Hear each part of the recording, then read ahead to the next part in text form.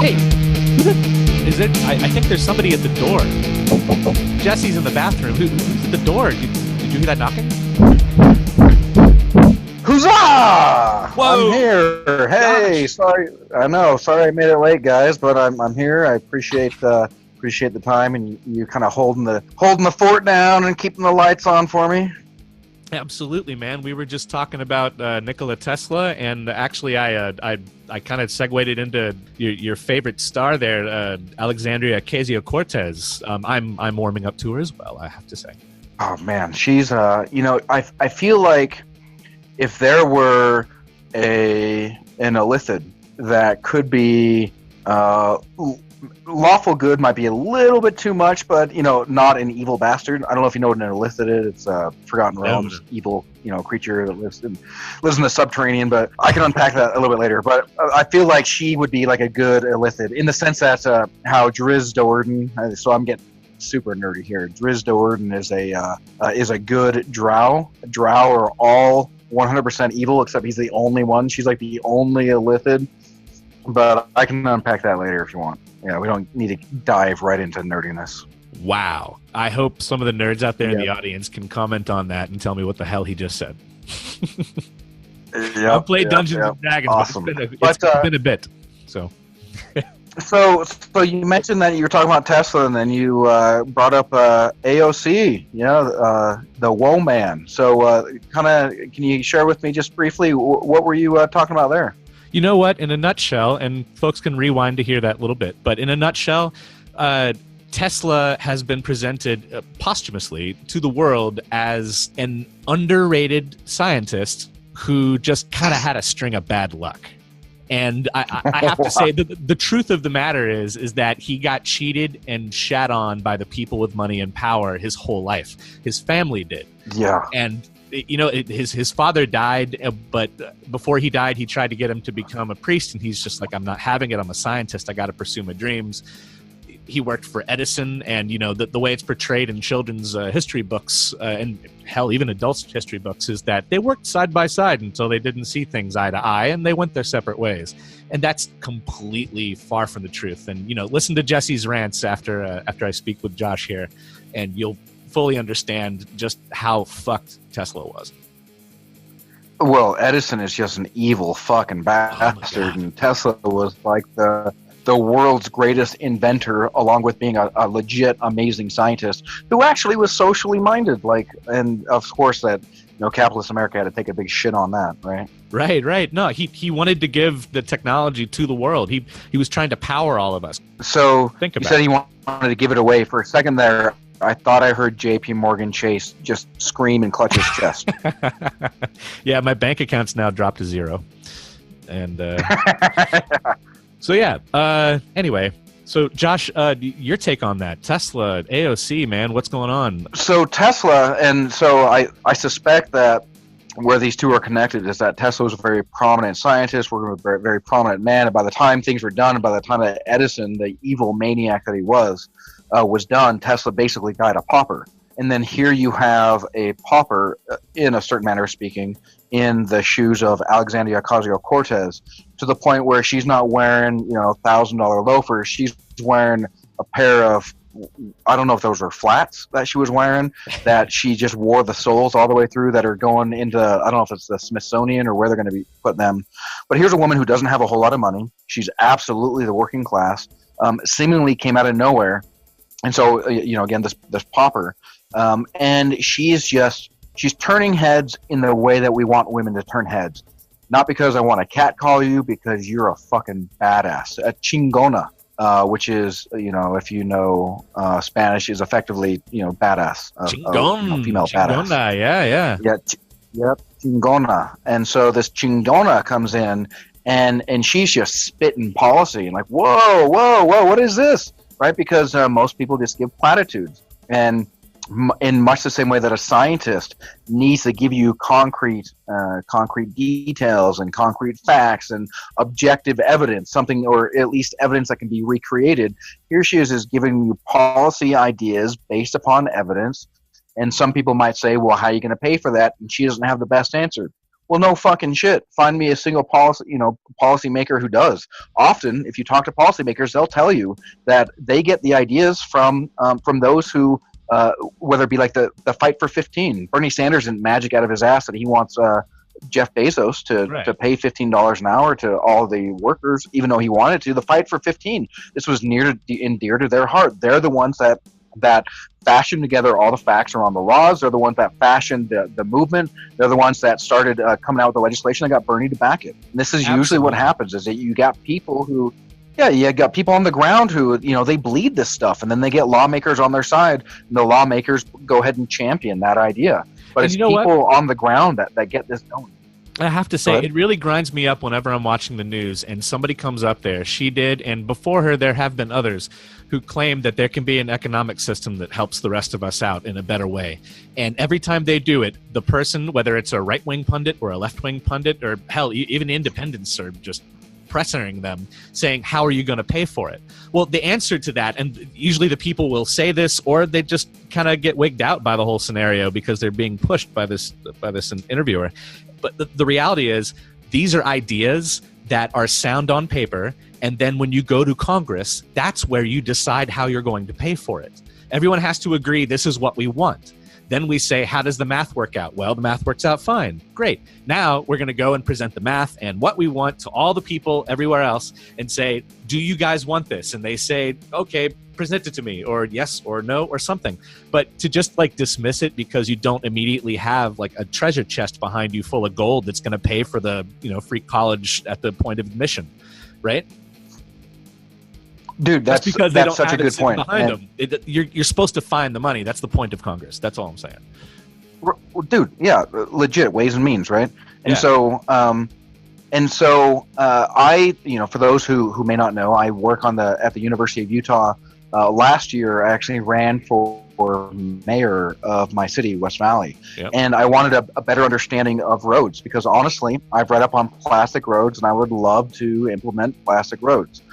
There are things in the ocean. Do yourself a favor and look up Boomy McBoomface, and it's this thing in the, if I recall, Boomy McBoomface. It's this floating dam of sorts that basically just passively collects a bunch of the plastic garbage up in the, I want to say it's the Arctic Ocean. And so that way it's all aggregated in one area, so you can come and actually collect it. If you could collect that, pull it out of the ocean, and then melt it down and turn it into plastic roads, that's a great way to take pollution and actually turn it into something feasible and usable. Well, anyway, I ran for mayor, and I just decided I need to know a little bit more about roads. So I reached out to a civil engineer on the University of Utah campus, had lunch with him, and I was talking to him about some ideas, tell me a little bit about roads, and he broke down, you've got your superior product, which is basically what you'll see on the interstates. You got a little bit more of your inferior product, which you'll see more on your residential roads.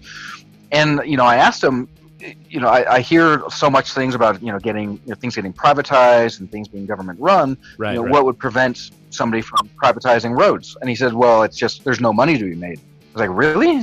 Like, yeah, there's literally, there's no way. He said, there's no way to do roads and be in the black. It's just not possible. He said, you're always going to be in the red. And this is why it needs to be controlled by the government. It's because there are some things worth going to the red for. And so you go into the red for roads in order to connect people, and then you're way in the black because you actually connect people and you allow people to get the jobs who, make money, and then they buy stuff on the exchange. Exactly. And so this is the same thing with Alexandria Ocasio-Cortez. Well, yeah, I may not have the magic up the exact pot of gold to pay for, as you mentioned, college admission or free college at the point of admission. Right. But there are things worth going into the red for because it creates a surplus elsewhere. Exactly. And we should balance that out. And this is not that hard of an idea. That is the point of having a government that does things and spends money at its own will because we trust it. I mean, that's what our money's floating on, right? We don't have gold to back that shit up. It's all because everyone assumes the United States will eventually pay the debts or kill you. So, well, and then the Eisenhower infrastructure bill basically for each dollar put into it had about $100 return on investment. So imagine they told Eisenhower, "How are you going to pay for that, motherfucker?" Which I'm sure they did. They did it anyway. And look how much better we are by having this interconnectedness. And so there are things that are worth going to the Rampage for. It's also really crazy that I'm just thinking of this right now, that citizens are expected to manage their credit by staying in the red just a little bit, right? And then keep the idea is buy things on credit and then go pay it off at the end of the month, and that way you end up with a reasonable credit score, you're worthy, and then you can buy the car at the APR that they advertise on television because you're one of those people, right? But we expect the government to somehow not operate in that same exact manner. That's like going to school for 12 years being told one thing, and then when you come out, you become woke, right? Yeah, legit. And well, and the government needs to operate in the manner in which it's investing in us. You know, exactly. Like right now, I'm investing in my son. I spend $900 a month on a kid to go to kindergarten, because I know that there's going to be investment. Does he bring me anything? Does this put me in the black at a 6-year-old? Well, maybe if he's a Chinese gold farmer on World of Warcraft, possibly, but he ain't. Right? And so I get no money, but that return on investment is going to come when he's older. He's going to know how to think, not just what to think. And so he's going to be able to secure a better job. He's going to be able to secure, hopefully higher dreams and chase those dreams and reach those higher levels. And so it's about, paying for things now, investing in now for a future payout. And so this is also, coming to Alexandria Ocasio-Cortez and doing things what seem to be somewhat counterintuitive. What I find so fascinating about her is, one, I love everything she stands for, but then she confuses me. She had that, what seemed like an endorsement of Cuomo, and that made me a little sick to my stomach. Yeah. Going back and watching it, I'm not sure that it was necessarily, I don't know if it's necessarily a flat-out endorsement of Cuomo, but it was close enough to really make me sick to my stomach. It certainly hit headlines. But then I took a step back, looked back at her platform, and said, okay, well, she's for free college at the point of admission. She's for Medicare for all. She's for living wage jobs. She's for a Green New Deal. And so, yeah, Cuomo's a shitbag. But just because she endorsed or half endorsed, however you want to say that, doesn't negate all the good that she's done. And that doesn't negate the acceleration of these good ideas that she's caused mainstream media to pick up. Well, now here we are again. Oh, go ahead. Well, I just wanted to interject there that there is one looming issue, though. I can forgive a half endorsement, but what I want to really know, and maybe no one will ever know unless she gets interviewed properly, is why did she choose to endorse him over Cynthia Nixon? Why is it that what is it about Nixon? Maybe A, what is it about Nixon that she didn't like? Or B, what is it that she might have been promised, or who was it who coerced her to say, yeah, Cuomo's great? Because to be honest, he's counterproductive to everything that she wants to do. And so I will continue to believe that she is about her platform. However, I just want to know what happened in that moment. That's really fascinating to me. This is where I suspect, I'm going to get into that in a minute with, here we are now with Pelosi. So now I'm seeing more good stuff coming from her because she showed up to Pelosi's office. There's the environmental activists that were protesting in Pelosi's office, and they were basically saying, hey, we need you to do this Green New Deal. We need you to stand up for the citizens of the freaking world, not just America. And what happened? She showed up. She inspired them. But if you listen to what she said, she really started painting Nancy Pelosi in a box. She said, we know that Pelosi comes from a past of activism, and we know that she comes from a progressive background. Yet she may not be there now. Yeah, she sure as shit isn't there now. But we know that she comes from this. And then so she's putting the impetus on Nancy Pelosi to be like, fuck you talking about? I'm not progressive. And but then she turns around and then says, well, hey, I'm going to endorse, Nancy Pelosi. But what does she say? As long as she remains the most progressive candidate.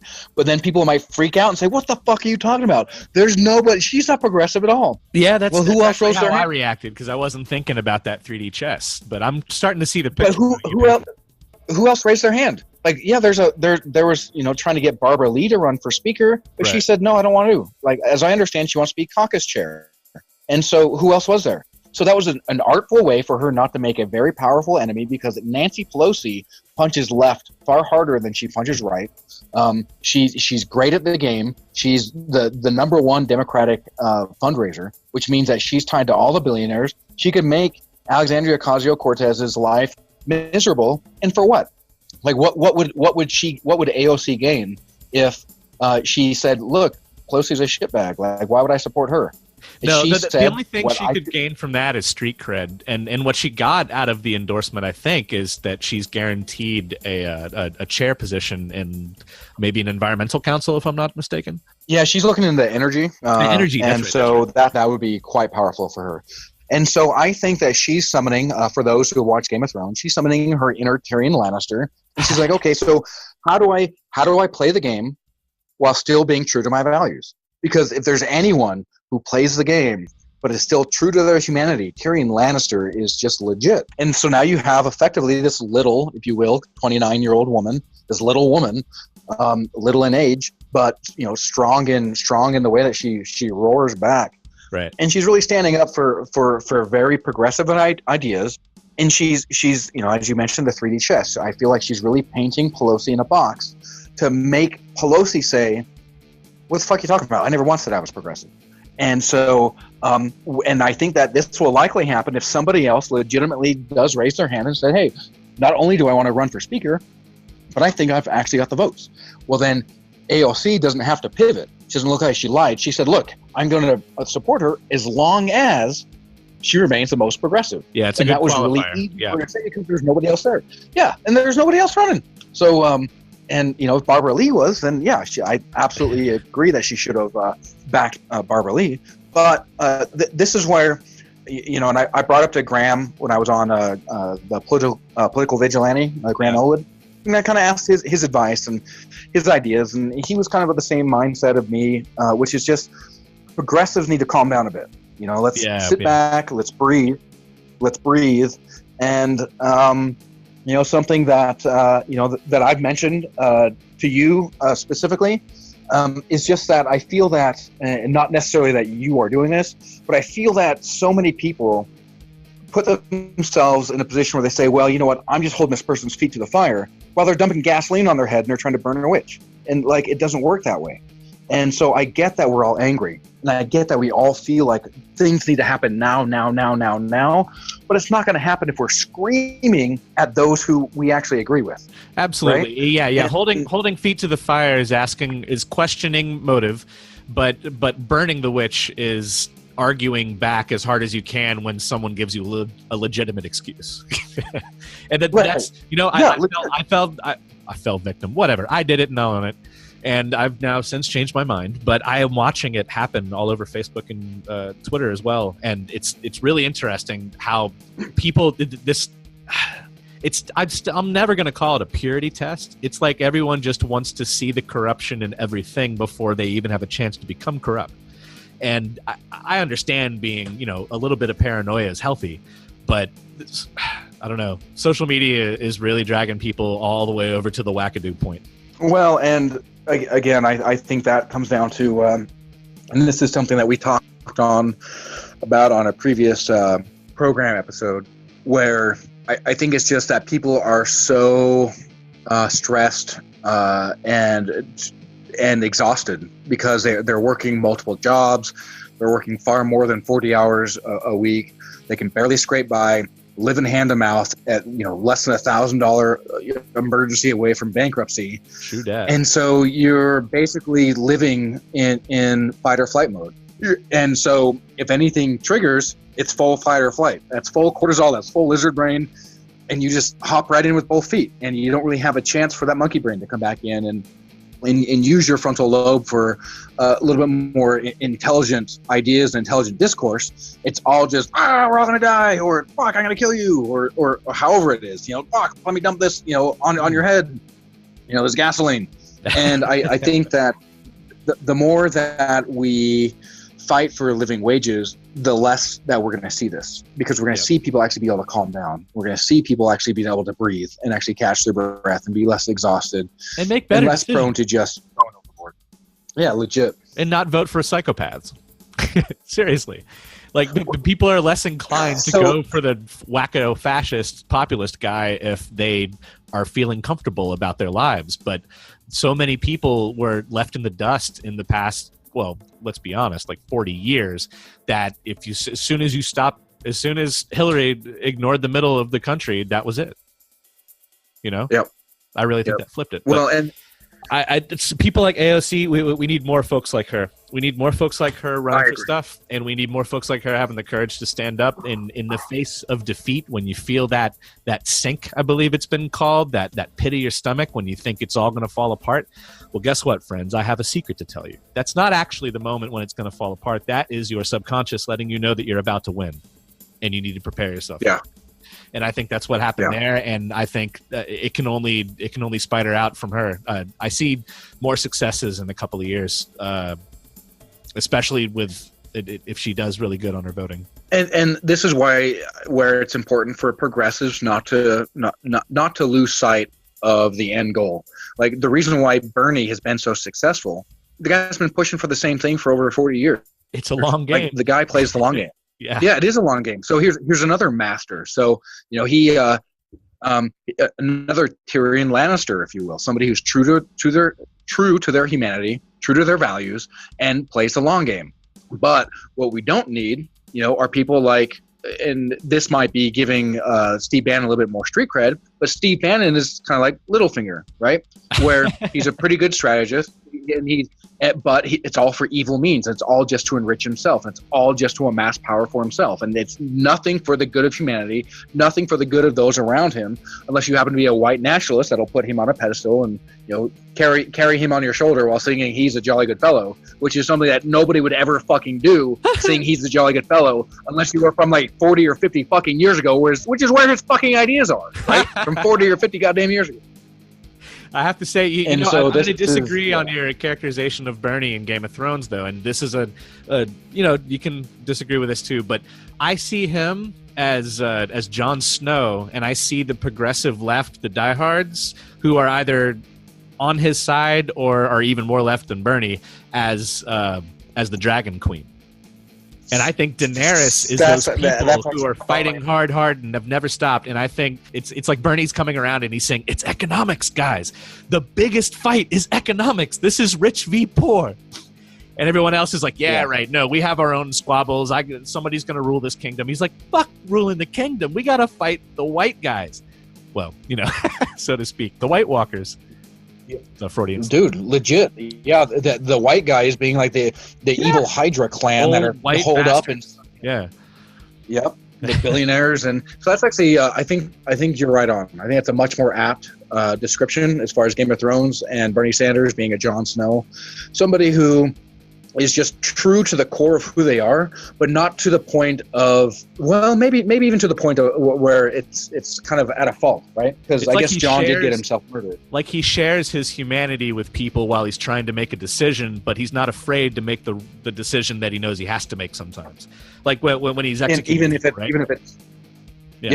it's uncomfortable, or even if it's something that people don't want to hear. Right. Like, but he's got to go forward. Yeah, you don't want to hear it. Yep.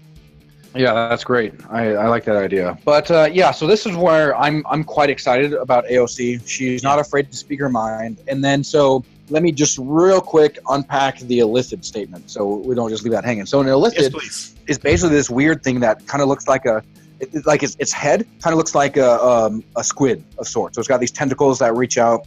It's got super powerful psionic powers. So basically, if you're anywhere near in its vicinity, it can read your mind, and it can actually hit you with a mind blast, and it can basically turn you into a walking zombie. It can capture you, take you to its central brain, which lives in some subterranean cavern.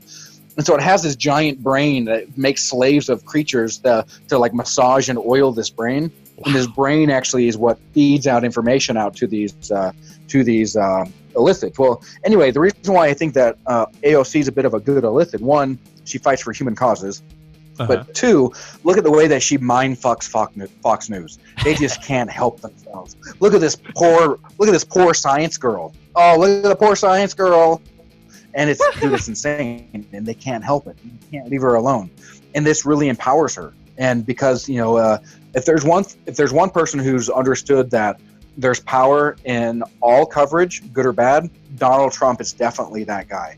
And AOC, I think, is harnessing that, and she's really showing that she doesn't cower to it. Like, they're only making her stronger by showcasing their lack of substance, while she can turn around and quickly quip back. And I think it makes progressives fall in love with her even more. And I think it actually it shows how vacuous the Fox News talking heads really are too. And I know you're not religious, and Jessie might smack me for it, but I'll bring up David and Goliath. Think about that story for a second. I know you know it.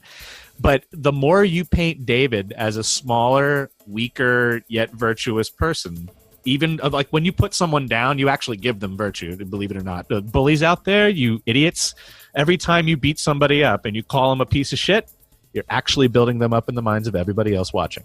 Just saying. So, as they beat the shit verbally, right, of AOC in front of their audience who think that they're beating the shit out of her, they're just making her seem smaller. But then as she attacks the Goliath, when she succeeds at something, it's going to be all the more buttery.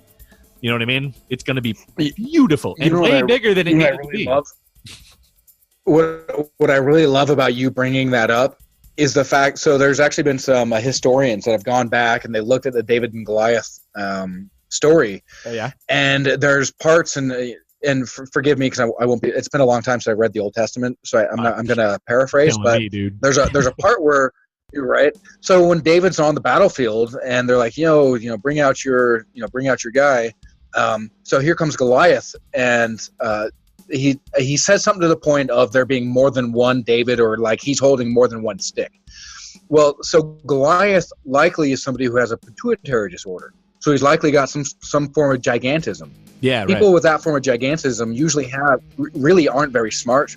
They're super lumbering. They're dumb as an ox, and so they picked him just because he's this giant guy, not because he's actually a good fighter. Because he can swing a tree. In the Bible, yeah, exactly, he can swing a tree. But actually, in the Bible, it describes that David has fucking slain lions.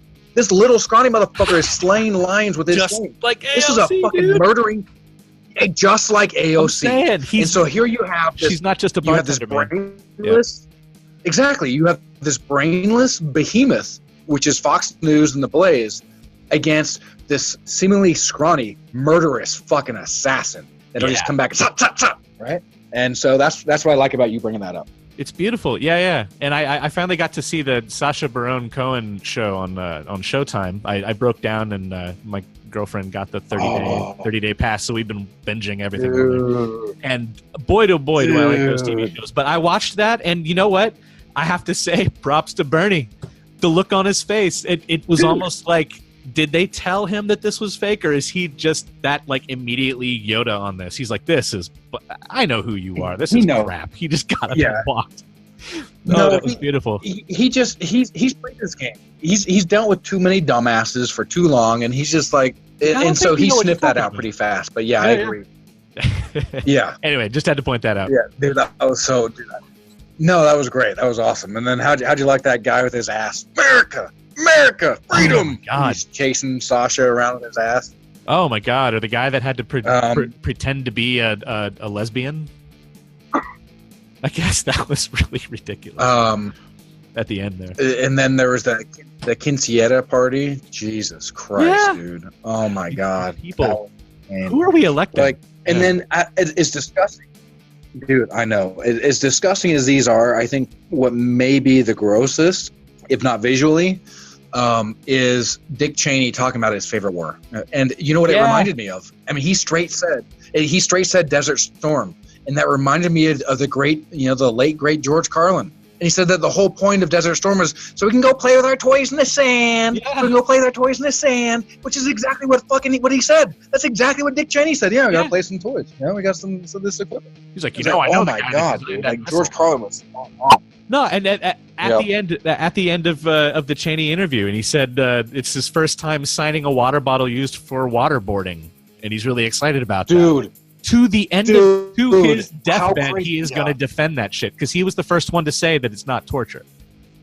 In his bullshit view, yeah, right. That fucking asshole. He gave us fake sugar, ladies and gentlemen. He's the reason why your grandmother has diabetes. Just saying. Yeah, no shit.